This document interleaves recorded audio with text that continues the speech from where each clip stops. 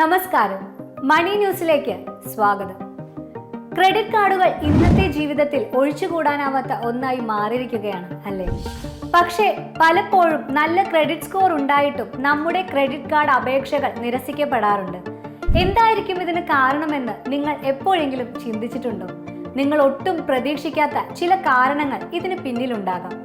അത്തരം 5 അപ്രതീക്ഷിത കാരണങ്ങളെക്കുറിച്ച് നമുക്ക് ഈ വീഡിയോയിൽ വിശദമായി നോക്കാം. ആദ്യത്തെ കാരണം അമിതമായ ക്രെഡിറ്റ് എൻക്വയറികളാണ്.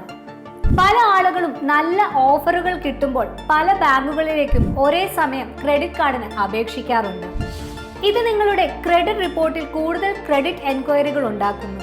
ഇത് നിങ്ങൾ സാമ്പത്തിക ബുദ്ധിമുട്ടിലാണെന്നോ അല്ലെങ്കിൽ കൂടുതൽ കടമെടുക്കാൻ ശ്രമിക്കുന്നു എന്നോ ബാങ്കുകൾ സംശയിക്കാൻ ഇടയാകും. അതുകൊണ്ട് തന്നെ അപേക്ഷ നിരസിക്കപ്പെടാം.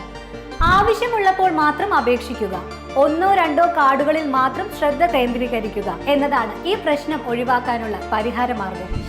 രണ്ടാമത്തെ കാരണം നമ്മൾ അപേക്ഷാ ഫോം പൂരിപ്പിക്കുമ്പോൾ വരുത്തുന്ന തെറ്റുകളാണ്. പേര്, വിലാസം, ജനന തീയതി പോലുള്ള വിവരങ്ങൾ തെറ്റുകൾ വരുത്തിയാൽ അത് നിങ്ങളുടെ തിരിച്ചറിയൽ രേഖകളുമായി പൊരുത്തപ്പെടാതെ വരും.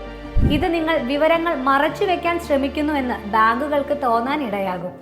അപേക്ഷാ ഫോം ശ്രദ്ധയോടെ വായിച്ച് കൃത്യമായ വിവരങ്ങൾ നൽകുക. ഓരോ വിവരവും രേഖകളുമായി ഒത്തുനോക്കി ഉറപ്പുവരുത്തുക.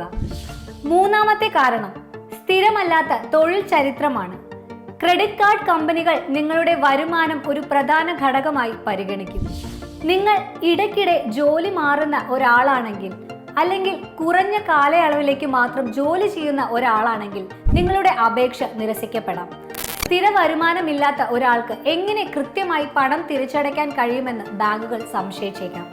ഒരു ജോലിയിൽ കുറഞ്ഞത് 6 മാസമെങ്കിലും സ്ഥിരമായി തുടരാൻ ശ്രമിക്കുക. തൊഴിൽ സ്ഥിരത ഉറപ്പാക്കിയ ശേഷം ക്രെഡിറ്റ് കാർഡിനായി അപേക്ഷിക്കുന്നതാണ് നല്ലത്. നാലാമത്തെ കാരണം കുറഞ്ഞ ക്രെഡിറ്റ് യൂട്ടിലൈസേഷൻ ആണ്.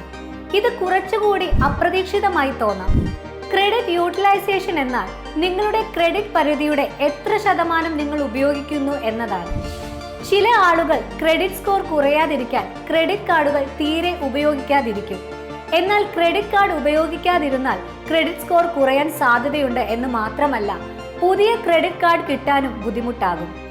നിങ്ങൾ ക്രെഡിറ്റ് എങ്ങനെ കൈകാര്യം ചെയ്യുന്നു എന്ന് ബാങ്കുകൾക്ക് മനസ്സിലാക്കാൻ ഒരു മാർഗമില്ലെങ്കിൽ അവർ അപേക്ഷ നിരസിച്ചേക്കാം. നിങ്ങളുടെ ക്രെഡിറ്റ് പരിധിയുടെ 30% ഉപയോഗിക്കാൻ ശ്രമിക്കുക. കൃത്യസമയത്ത് ബില്ലുകൾ അടച്ച് നല്ല ക്രെഡിറ്റ് ശീലം വളർത്തുക. അഞ്ചാമത്തെ കാരണം വിലാസത്തിലെ പൊരുത്തക്കേടുകളാണ്.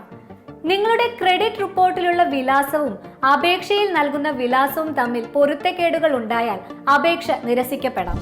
പഴയ വിലാസം ക്രെഡിറ്റ് റിപ്പോർട്ടിൽ നിലനിൽക്കുകയും പുതിയ വിലാസം അപേക്ഷയിൽ നൽകുകയും ചെയ്യുമ്പോൾ ഇത് സംഭവിക്കാം. വിലാസത്തിലെ പൊരുത്തക്കേടുകൾ തിരിച്ചറിയൽ സംബന്ധിച്ച സംശയങ്ങൾക്ക് ഇടയാക്കിയേക്കാം. നിങ്ങളുടെ ക്രെഡിറ്റ് റിപ്പോർട്ട് കൃത്യമാണെന്ന് ഉറപ്പാക്കുക. ആവശ്യമെങ്കിൽ വിലാസ മാറ്റങ്ങൾ വരുത്തുക. അപേക്ഷയിൽ നിങ്ങളുടെ നിലവിലെ വിലാസം തന്നെ നൽകുക. ഇതൊക്കെയാണ് ക്രെഡിറ്റ് കാർഡ് അപേക്ഷകൾ നിരസിക്കപ്പെടാനുള്ള ചില പ്രധാന കാരണങ്ങൾ. ഈ കാര്യങ്ങൾ ശ്രദ്ധിച്ചാൽ നിങ്ങൾക്ക് അപേക്ഷ നിരസിക്കപ്പെടാനുള്ള സാധ്യത കുറയ്ക്കാൻ സാധിക്കും. അപേക്ഷിക്കുന്നതിന് മുൻപ് ഈ കാര്യങ്ങൾ ശ്രദ്ധിക്കുക. നിങ്ങളുടെ ക്രെഡിറ്റ് റിപ്പോർട്ട് പരിശോധിക്കുക. ഈ വിവരങ്ങൾ നിങ്ങൾക്ക് ഉപകാരപ്രദമായി എന്ന് വിശ്വസിക്കുന്നു. വീഡിയോ ഇഷ്ടപ്പെട്ടെങ്കിൽ ലൈക്ക് ചെയ്യാനും ഷെയർ ചെയ്യാനും മറക്കരുത്. കൂടുതൽ ഫിനാൻഷ്യൽ ടിപ്സുമായി വീണ്ടും കാണാം. നന്ദി.